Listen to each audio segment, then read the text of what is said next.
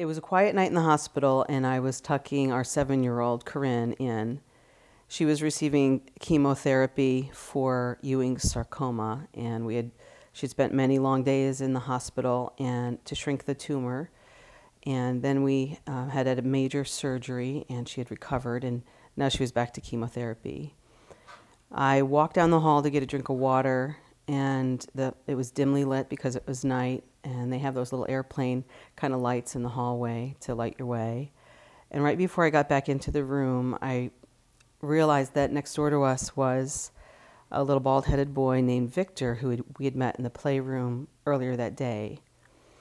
While we had played with him, he sort of had a vacant, sad look about him, and I asked him where he lived, and he kind of looked off into the distance, and then he looked at me and said, "I don't know." And I thought that was strange for a 9-year-old not to know where he lived, and it just stuck in my mind. Mike then came in, my husband, and when he came into the playroom with Victor and I and Corinne were at the table doing a craft, and I pointed to Mike's bald head. He had shaved his head when Corinne had lost her hair. And I pointed to Mike's bald head and said, "Hey, Victor, this is Mr. Watters, and you two look alike." And Mike kicked his leg over one of those little chairs and sat down and said in his deep voice, "Yeah, we're both handsome." And it was the first real grin that we saw Victor make. So as I stood outside Victor's room right before I went into Corinne's room, I saw from the light of the Tom and Jerry cartoons on the TV that he was alone and holding a few stuffed animals. And I remembered his answer that he had given me about not knowing where he lived because a nurse had told us earlier that he was in foster care. And it struck me that he probably didn't know where he lived or who loved him. I went into Victor's room and talked to him, and that was the beginning of a new season in our lives, of seeing God's invisible hand work wonder after wonder. Victor had the same rare kind of cancer that Corinne had, Ewing sarcoma, and it was in the same place. And by a miracle, he was in the same cycle of treatment that Corinne was too. But his cancer was much more advanced and had metastasized. We knew that it didn't make earthly sense, that we just felt drawn to Victor to adopt him. And but to us it just felt very right and very normal. We felt like he was our son almost from the beginning. One day Mike said to me, "Do you ever think about Victor?" And I said, "Yeah, all the time." And he said, are you thinking what I'm thinking?" And I said, "Yes, isn't this crazy?" And it really was, because we had 5 children already, and our youngest was sick, but it didn't seem that at all to us, really. So we began to pursue, how do we do this? Mike called the tribe. He was a member of the White Earth. The White Earth Indian tribe had custody of him, and so Mike called the tribe and inquired about how he could pursue adoption. And the tribal worker really was stunned and said, "We never get calls like this." And not only that, but the day before, his current foster family had just given notice that they wouldn't be able to take care of him anymore.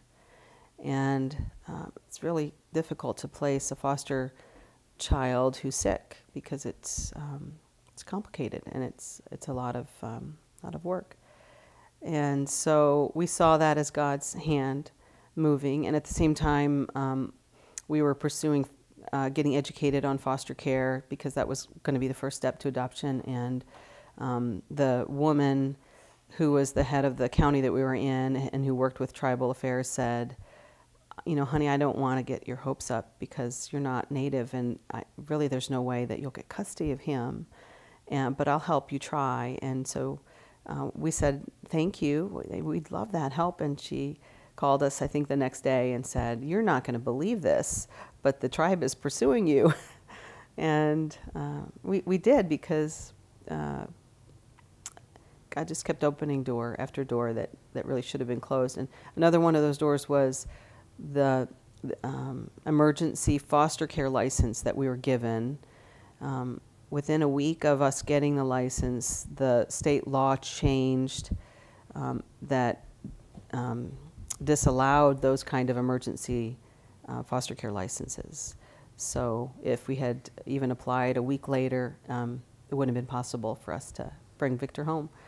So Victor started his chemotherapy 3 months after Corinne started hers. And the national standard when Corinne started was 3 weeks on, 3 weeks off of this very strong chemotherapy, and really the only true treatment option at the time.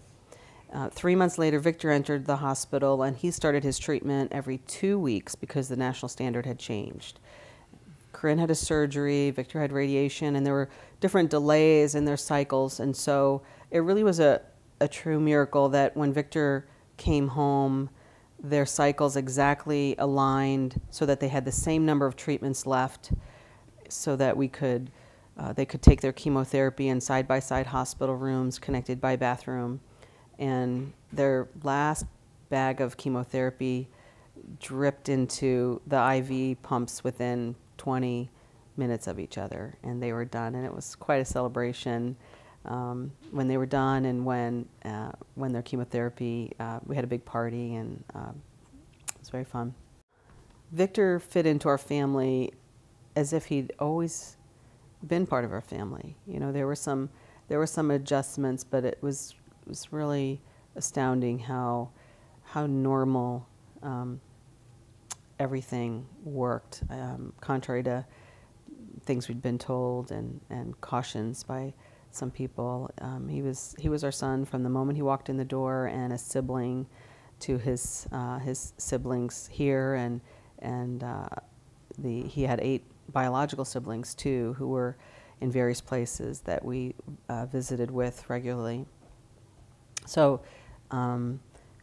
he was cancer-free for 7-8 months, and then his cancer returned, and we would try different chemotherapy treatments or clinical trials. And he would be free and clear for a while, and he loved playing soccer and hanging out with his friends. And then his cancer returned 6 different times. And so over the course of 4.5 years, he led a very normal and wonderful life before cancer took hold. You know, despite the battle, his greatest joy was his faith that he found in Jesus Christ. And not quite, several months before he passed away, he and Corinne and he and Emily and Eric were baptized at church with a group of young people, and they gave their testimony, told how they come to faith. And Victor told a large audience while he stood in the water that God had used cancer to change his life for the better. And he said, God changed me differently than most people. God changed me through cancer. And he saw God's hand moving to even bring him into our family so that he would have a relationship with God. And, you know, although we met him in the hospital when he was all alone, and we never saw anyone with him. When he died, there were over 1,000 people at his funeral, because he had touched so many lives, and he was a friend to so many. Victor's hospital bed was actually right here where I'm sitting, and in the few weeks that his health failed quickly, the one thing he fervently did was share his faith with.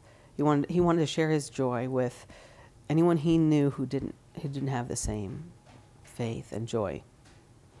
And So this room would fill with friends of our friends, his friends, and every night we would sing some of his favorite songs. And his biological siblings came to say goodbye, and he wanted nothing more than to share with them what he knew about Jesus Christ. And he read his Bible and showed them the passages that meant the most to him. And our neighbors, our other friends that he knew, that he wanted to just share to him the most important gift he had. He did. And in the midst of very difficult time, it was the same time a mountaintop experience for us to see the joy that he had and the confidence in heaven that he had. And sometimes near the end, he couldn't breathe very well, and it was hard to even keep his eyes open. And so we would we'd have a guitar and we'd sing, and the house would be filled with people wanting to encourage him. And when the parts of the songs that he loved the most came up in the song, he would just raise with every bit of strength he had, he would raise his hand up to let us know that he heard and he was enjoying. So we really felt like God's hand was comforting us and upholding us even through the valley. As we look back on the winding path that this cancer has brought into our lives, into our family, we see God's hand in it and his sovereignty over it. And although we wouldn't change a thing except maybe a cure for cancer, it gives us hope to see how God's upheld us through this trial, and how we trusted in the promises of God that He's sovereign and His plans can't be thwarted, even by cancer in our children. It gives us hope for the future as we trust in a God who delivers on all of His promises.